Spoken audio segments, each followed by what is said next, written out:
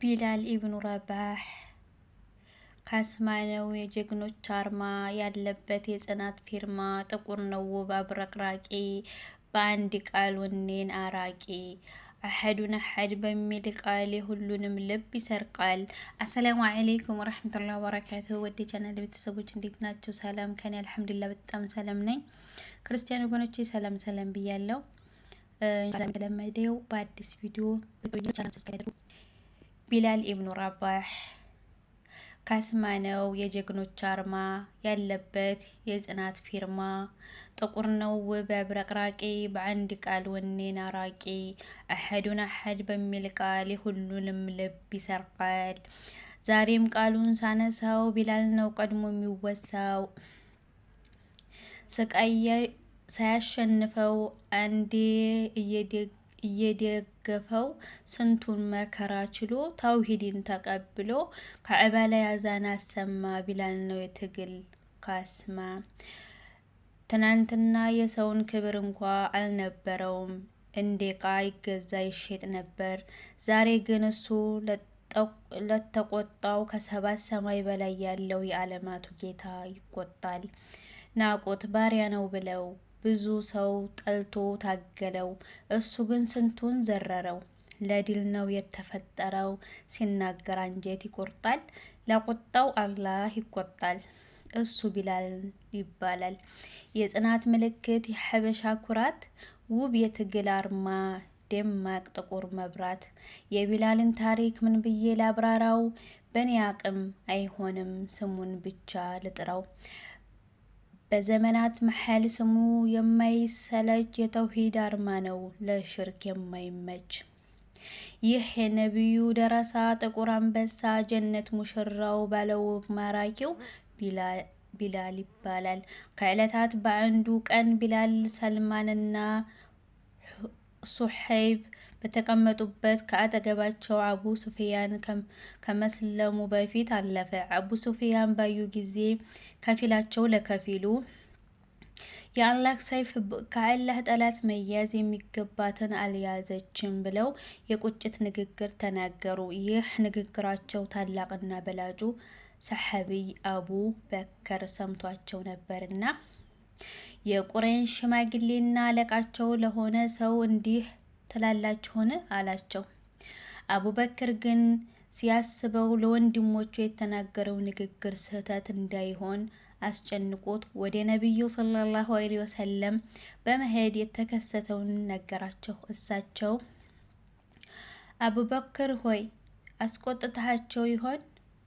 አስቆጥተሃቸው ከሆነማ በእርግጥም ጌታህን አስቆጥተሃል አሉት። አቡበክር ተመልሶ በመሄድ ወንድሞቼ ሆይ አስቆጥቻችኋለሁን? አስቀይሜያችኋለሁን? ሲሏቸው ወንድማችን ሆይ አላስቆጣህንም፣ አላህ ይዘንልህ አሉት። ወንድማማችነት በተውሂድ ሲጣመር ለአላህ ተብሎ በግልጽ ሲጀመር በሐቀኛው መርህ በእውነተኛው መስመር ግልጽ ግንኙነት እንደዚህ ነበረ። ግን በአስመሳይነት ስንቱ ተሰበረ። አቡ ሱፊያን የቁረይሽ መኳንንት ነው። አቡበክር ታላቅ ሰሃቢይ ነው።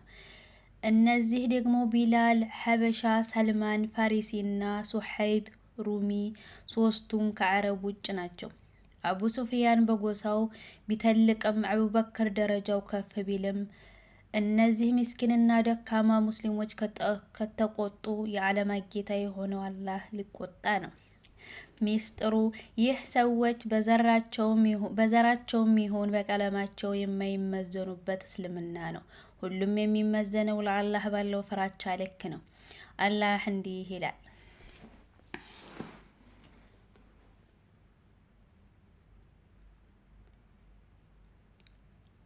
ኢነ አክረመኩም ኢንደላህ አትቃለኩም፣ አላህ ዘንድ በላጫችሁ አላህን ይበልጥ ፈሪያችሁ ነው።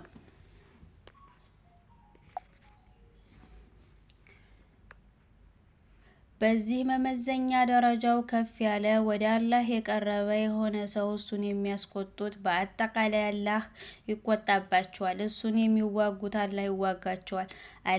አላህ በመልእክተኛው አንደበት እንዴት ተናገረው? የኔን ወዳጅ ጠላት አድርጎ የያዘ ሰው በእርግጥም ጦርነት አውጆበታል። እንደሚታወቀው ሱሐይብና ቢላል መካ ውስጥ በእስልምናቸው ሲሰቃዩ ነበሩ። ከጊዜ በኋላ ሱሐይብ ያለው ሀብት ንብረቱን አስረክቧቸው በራሱ ንብረት ራሱን ነጻ በማውጣት ወደ መዲና ተሰደደ። ቢላልም ከነበረው ስቃይና መከራ ይህንኑ ታላቅ ሰሃቢይ አቡበክር ገዝቶ ነጻ በማውጣት ነጻነቱን እንዲያገኘው አደረገው። ሆኖም ግን አቡበክር ለቢላል ከነበረበት ስቃይ በገንዘቡ ገዝቶ ነጻ ያወጣው ሰው ቢሆንም በአንዲት ንግግር እንኳ እሱን እንዲያስቀይም አይፈቀድለትም። አቡበክር ከነበረበት መከራ ያዳንኩት እኔ ነኝ፣ ከፈለገ ለምን አይቀየምም አላለም። እንዲሁም ንግግሬ አስቆጥቶ ይሆን እንዴ ብሎ በመስጋት ወደ ነብዩ ሰለላሁ ዐለይሂ ወሰለም ሄዶ ጠየቀ። ይህ ነው የአላህ ባሮች ባህሪ።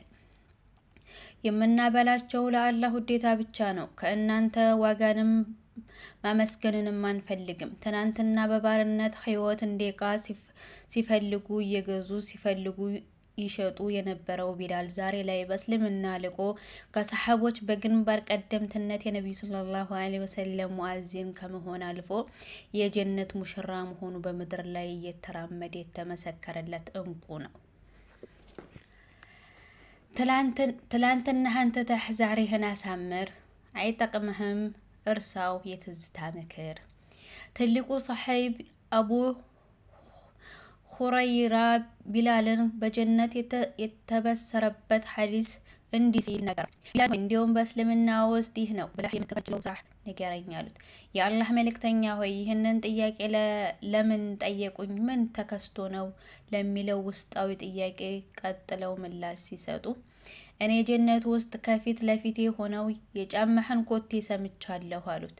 ቢላልም ከተውሂድ በኋላ የሚሰራቸው ኢባዳዎች ለየት ባለ መልኩም ማዕረግ ከሰጠኝ ብሎ የሚገምተው ስራው ነገራቸው። እኔማ ይህ ነው ብዬ የምከጅለው ስራ የለኝም። ብቻ ግን በቀንም ይሆን በማታ ክፍለ ጊዜ ውዱ አላደርግም። በዛች ውዱ አላህ ያገራልኝ ያህል ብሰግድበት እንጂ አላቸው።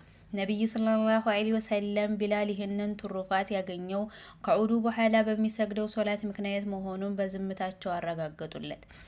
በዘርህና በቀለምህ ከፍ ዝቅ የማደርግበት፣ በቋንቋህና በብሔርህ የማትጸድቅበት፣ የማትወዛገብበት፣ ሁሉም የሰው ልጆች በእኩል መነጽር እያዩ ከዕለማቱ ፈጣሪ ከጌታቸው ጋር ባላቸው ቅርበት ልክ ማንነታቸው የሚመዘንበት ህይወት እሱ ነው፣ እስልምና ነው።